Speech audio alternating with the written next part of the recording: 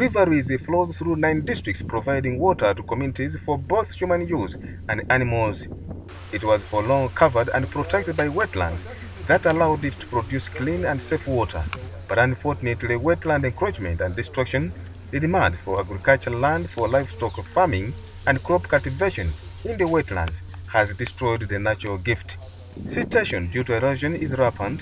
Gold mining using mercury, the use of chemicals to dry wetlands for farming, deforestation, overharvesting of wood, and uncontrolled bush burning. All these have contributed to the degradation of the ecosystems, leaving River Rwizi bare and severely silted. In a brief discussion with NEMA board members at Mbarara district headquarters, the leaders expressed concerns over the destruction of River Rwizi, saying most livelihoods depend on it, and now wonder as to what the root cause of the problem could be. Environment is a natural thing entrusted to us by God. It is supposed to live naturally here. But what is the problem? Is it the people, the policy, the politician, the technocrats, the board of directors, the staff? What is the problem with the environment in Uganda? So we have been doing some interventions in the upstream catchment, and that is why we selected one of the upstream catchment where we have invested some good money, and it has completely restored, called the Nyakambu wetland system. But population growth, pressure for land, urban development, and lack of massive community sensitization about the importance and protection of wetland, as well as lack of biting laws and the leadership, could be the major challenges. Still, we are solving a big problem.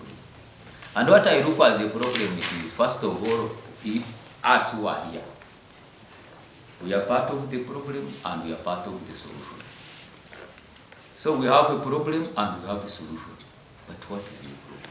The LC5 chairman in Mbarara district, Muhangi Asaf, seemingly disturbed by such continuous wetland challenges, now suggests applies military strategies if they are to save the historical river, saying the military never fails in executing their duties. The military is succeeding because they don't negotiate terms. You're either with them or you are not with them. Full stop. That's why the military approaches are always successful. You can see what Kibura is doing. Water, tear gas, no negotiation. You either become a friend or an enemy. He doesn't care. In the military, they don't negotiate.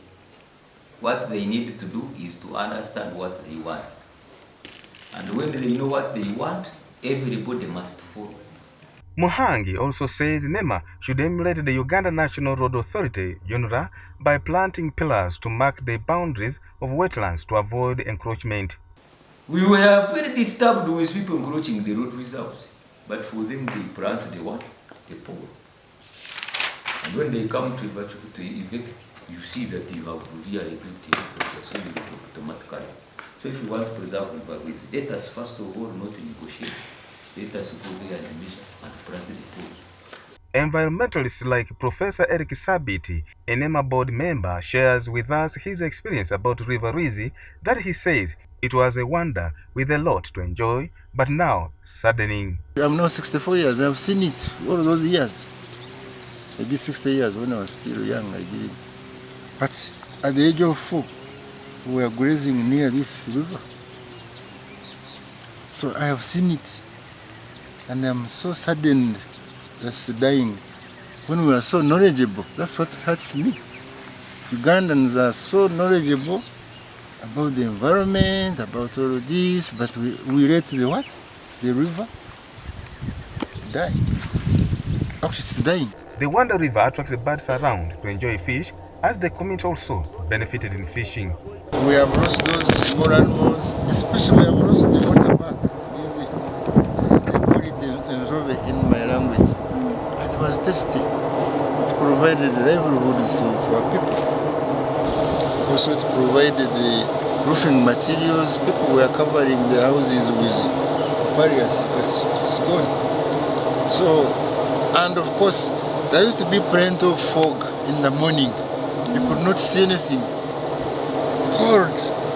The chairman, NEMA board Professor Nyekopen Mogi, is concerned that the destruction of River Rwizi may not affect the flow of water, but the failure to conserve River Rwizi will lead to human suffering, as they will not have water for use and consumption. So whether you kill River Rwizi here, waters from Mbarara will reach.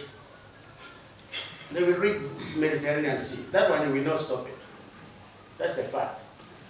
But the problem is that having killed the river, which would have been conserving water for you to drink throughout the year, you will be the one facing this shortage of water. NEMA commended Mbarara leadership for the effort taken to save River Rwizi and advised them to plant trees for conservation. These say urgent measures need to be taken to protect River Rwizi.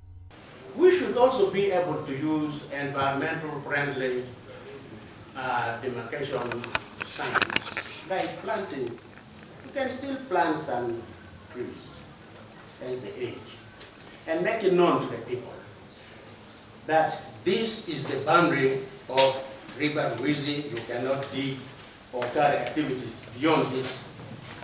The area, the better to restore, and it is possible to restore this river. Just emphasize that 100-meter no-go zone. Don't dig in that river. Where it's wide, people removed the swamp and planted pastures. They are grazing. But the Mbarara leadership has already registered some successes in saving the river from the encroachers who had destroyed Nyakambu, Koga wetland in Maseruka sub-county, Shema, and Bukiru in Mbarara districts. NEMA, working together with the district leaders, recovered 118 acres of the wetland that leads a river channel from Buhweju district. Nyakambu system is the eye for the main river of River Rwizi, because it is coming from the actual source of River Rwizi, and when we lose it, we shall be losing a great important asset. We did restore by blocking the drainage channel, removing all illegal structures, and we did recover 118 acres of wetland degraded sections. I know that it was wrong to degrade this wetland because there was no rain that time. But now there is rain. We are in you see the area now. But that time, few people was benefit from this wetland. Few people. The success to restore this wetland was a result of sensitization of the community about the importance of the wetland and empowering them to take charge in protection. These were also encouraged to do income-generating activities with support from Revolt, GIZ, National Water and Sewerage Corporation, and NEMA to provide alternatives for livelihoods. Steve Mwiri, WBS News.